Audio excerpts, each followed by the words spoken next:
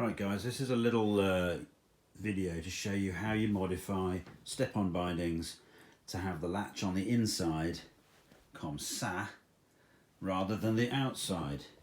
The step-on binding is made of three components: your high back, your latch mechanism and the base. The base is also the footbed. If you undo this screw and this screw, you can take all the components apart and simply switch over this latching body. Okay, so what we've got here is this used to be the left-hand latching body off this one and vice versa. So all you're doing is basically moving this part of the whole binding so that that part is on this binding. The quick release thing I've done here doesn't involve any drilling. It's a little bit of heat shrink with a zip tie around there, through a little hole if you can make it out, so that the zip tie is held on by the heat shrink and its own tension.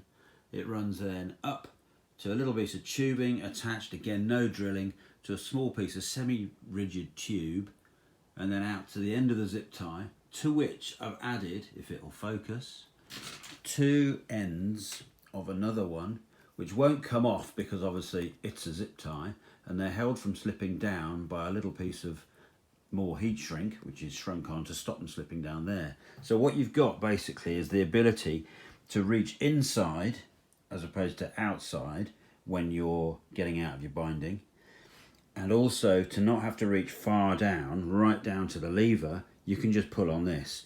It all works in exactly the same way, and that is really there for just a bit of high vis. I've seen these done where there's a bit of very thin dyneema through a little hole there with a knot on the end. Same arrangement here, and probably a little toggle or something to pull up, but this acts just quite nicely, and you can obviously heat form this with a hairdryer so it falls forward like that.